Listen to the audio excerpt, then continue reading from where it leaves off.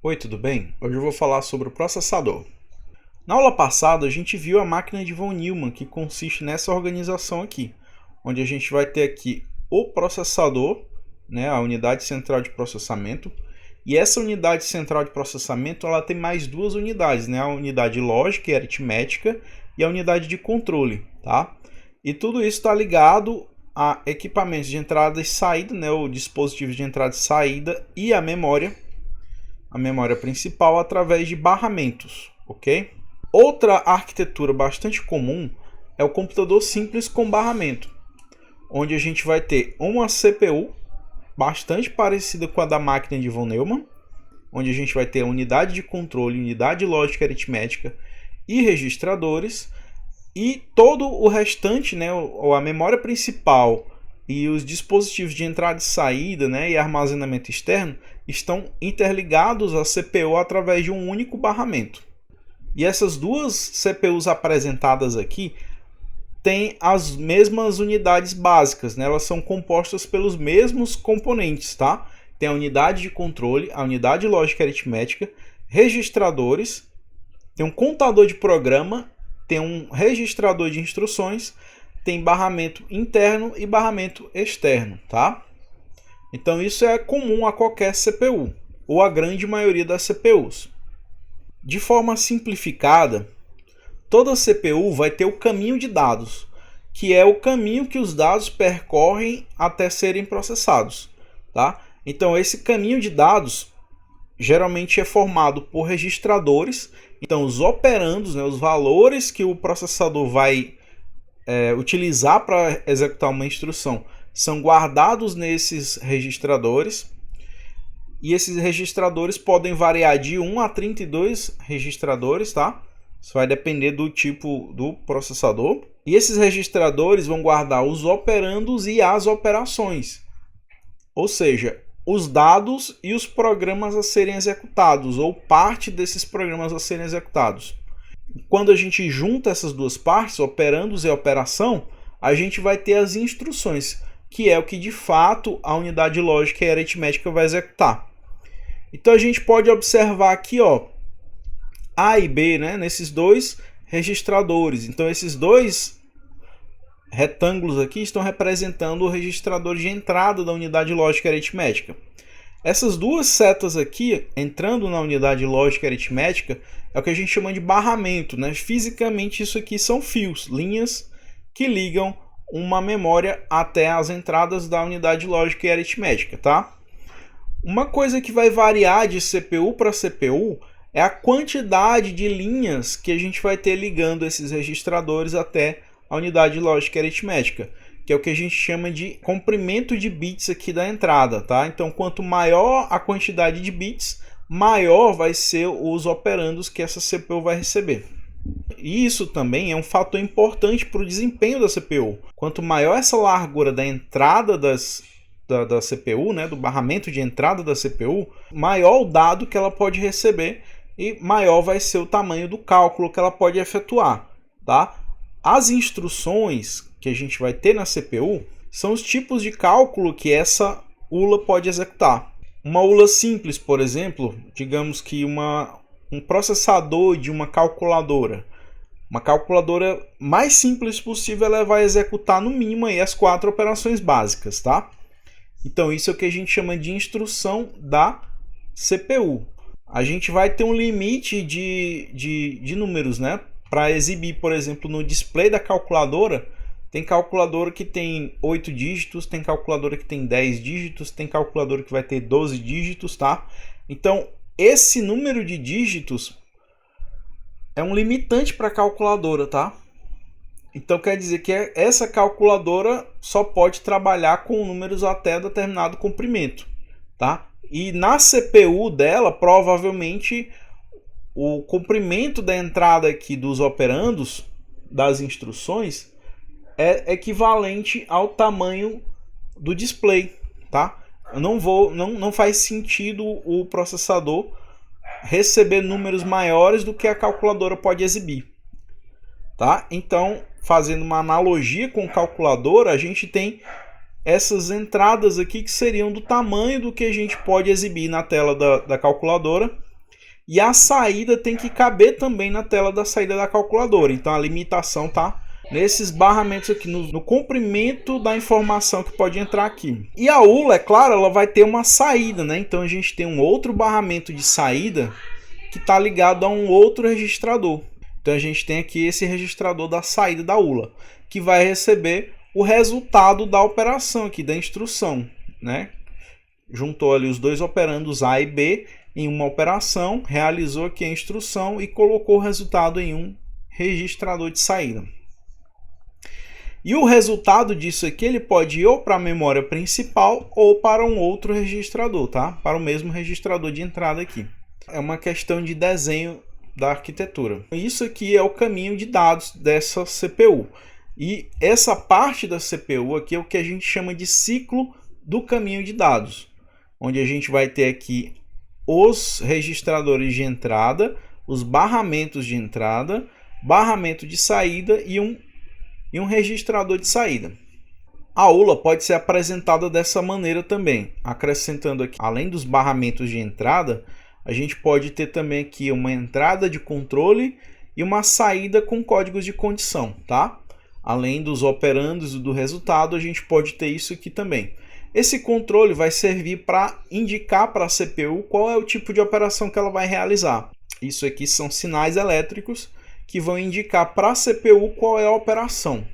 Quando essa operação não chega aqui junto dos operandos, ela pode vir aqui através de um sinal de controle, tá? E no caso aqui a saída, né, pode ser o resultado das operações, algum código que indique como aquela operação foi realizada. Se ela foi realizada com sucesso, se teve algum problema, se deu erro, alguma informação pode ser gerada aqui nessa saída de códigos de condição, tá? Por exemplo aqui, overflow, né? Quando as duas entradas aqui são bem grandes e o resultado da operação é maior do que digamos aqui o comprimento de bits da saída. Então a gente vai ter um overflow, né? um estouro. Então isso pode ser informado na saída aqui. E tudo isso está diretamente ligado ao ciclo de execução, tá? O ciclo de execução pode ser conhecido aqui como busca, decodificação e execução, ou fetch, decode, execute, ou ainda como ciclo de von Neumann. Então a gente tem nesse ciclo aqui algumas operações extras, né? Mas essas são as operações principais. Então nesse fluxograma aqui a gente pode observar que isso aqui é um algoritmo, tá? Logo aqui após o início a gente vai ter a busca pela próxima instrução.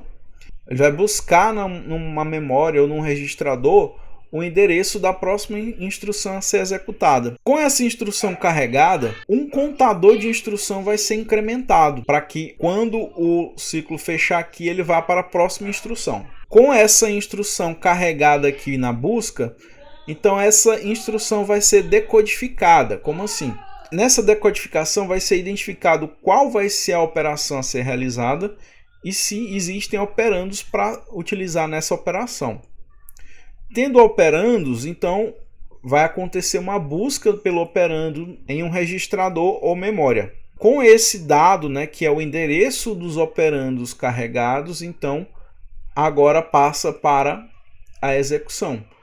Então a operação vai ser executada junto ali com os operandos, né? Ou seja, a instrução vai ser executada e esse é o final do primeiro ciclo, né? Então segue de novo para o início, onde o endereço da instrução vai ser carregado, tá? E a instrução aqui vai ser copiada dentro do registrador, há um incremento de novo aqui do contador de instruções, decodificação, carrega os operandos, executa a operação e recomeça todo o ciclo, tá?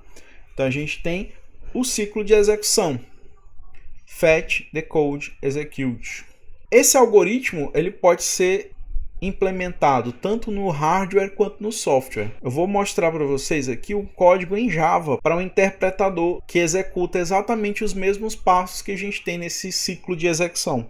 A gente tem aqui algumas variáveis que vão representar os registradores, tá? Então a gente tem aqui o registrador, que é o contador de programa, PC, um acumulador, que é um registrador simples, o IR aqui, que é um registrador de instrução, vai guardar a posição da memória de onde a instrução está, o tipo de instrução, o endereço dos dados e o operando em si, que é o dado. Aí a gente tem aqui o runBit, que é um flag aqui só para indicar se o computador, né, ou se o interpretador vai continuar executando ou não.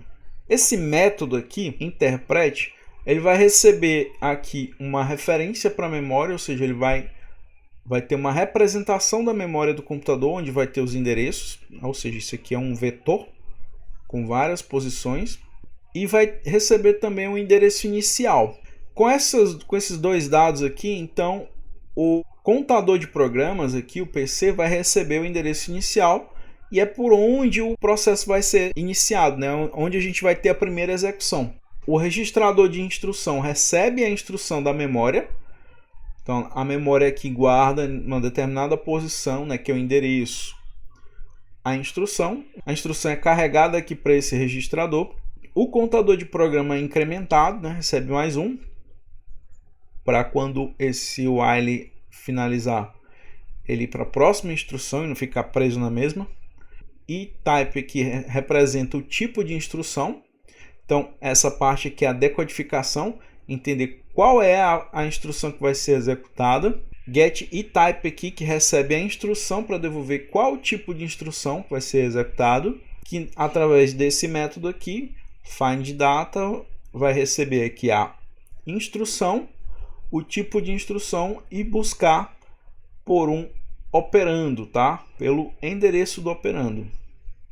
Se tiver operandos, né, if address data for maior que 0, né, se tiver um endereço de memória para os operandos, então ele vai carregar o operando aqui, né, ó, através de novo aqui da memória, ele vai buscar pelo endereço, pela posição na memória onde está alocado o dado, vai carregar para a variável dado, que seria um registrador. Depois vem para a função execute, que vai receber aqui qual tipo de operação e quais são os operandos para executar a operação. Finaliza o loop, volta para a próxima iteração e na próxima iteração repete tudo novamente, tá?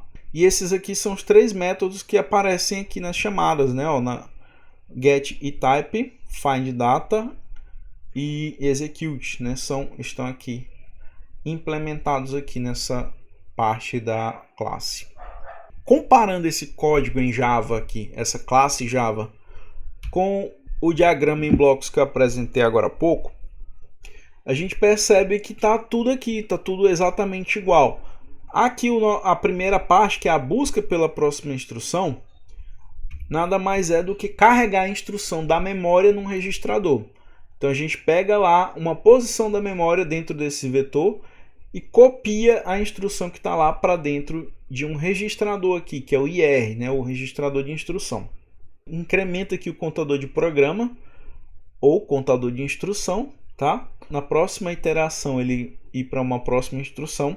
Se tem operando, aqui a gente tem o endereço do operando, né? Então ele vai buscar aqui pelo endereço, vai copiar o dado, né? Se isso é verdade aqui, ó, if adr data maior ou igual a 0, se isso for verdade, vai copiar o dado da memória para um registrador. Então vai para a execução. A execução é essa linha aqui, que chama a função execute, que recebe aqui o tipo de operação e recebe aqui o operando. Então a gente tem aqui uma instrução que vai ser executada e finaliza, né? Reinicia tudo de novo aqui.